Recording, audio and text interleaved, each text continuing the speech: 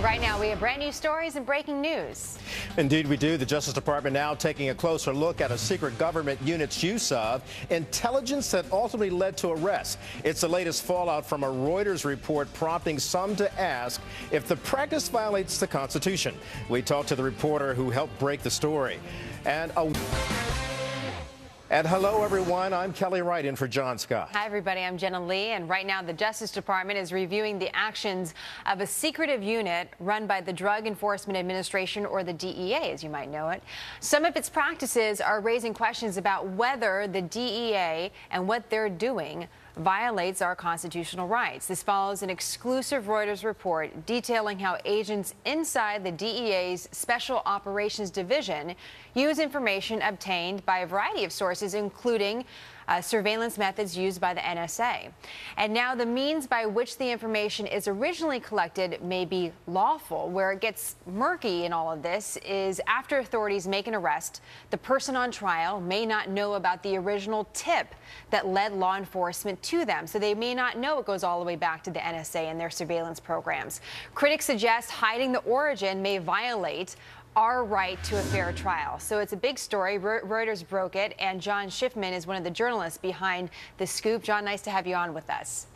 Thanks for having me, Jen. So our point of reference with all of this NSA stuff has been Edward Snowden and a lot of policy arguments, legal arguments about what the NSA is doing. What this group inside the DEA is specific to the DEA. What they're doing is something a little bit different. Just what do you think every American needs to know about this program?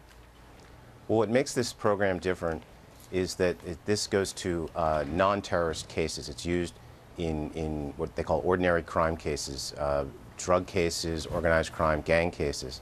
And what happens here is that the DEA's Special Operations Division, which has been publicly known for years for doing international cases and coordinating domestic cases, is also passing along these tips. And when they pass along these tips to people in the field, the people in the field are instructed never to reveal that they used it.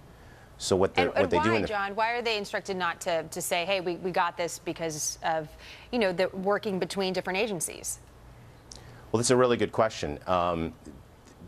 They say that the DEA says that they're protecting their sources and methods, but there are plenty of procedures for doing that in the court system today. And what the agents are doing in the field is they're pulling people over, say, for a broken taillight or for speeding. But really, they've been tipped to show up at a certain place that they know someone may be coming, carrying drugs or doing something illegal. And the problem happens when they go to trial because the people who are accused never know how the case is really started. How is that different than an anonymous tip-off? Let's say Kelly, who's sitting right next to me, knows I'm doing something bad. He calls the police and says, hey, Jenna Lee, you should keep an eye on her. And the police pick me up from some sort of reason, maybe unrelated or related to that tip. But I never know that Kelly's the one that tipped me off. Is this any different than that? Well, if it's truly anonymous, then you wouldn't know. There would be no way to know. But these are not anonymous tips. And, I mean, they could include anonymous tips, but then they're disclosed. What troubles defense lawyers and some judges and prosecutors that I've spoken with is that they're not saying truly how a case started. And agents are instructed to write in their reports that it started, say, with a traffic stop, or that they noticed something. And that's not being candid with the court, according to the judges and prosecutors we've spoken with. John, how often is this used? How long has it been used in different cases in this country? Well, the DEA tells us that it's perfectly legal, that it is used virtually every day. They call it a bedrock concept, and they've been doing it since the late 1990s.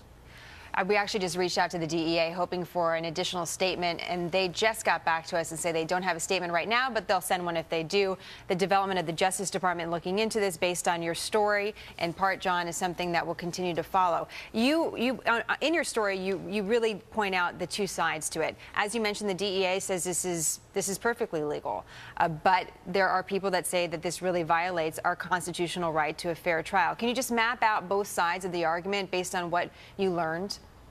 Sure. Well, I mean, we talked to a lot of agents who use this, and the way we got onto the story is that somebody gave us a training manual that talks about a concept that the agents call parallel construction.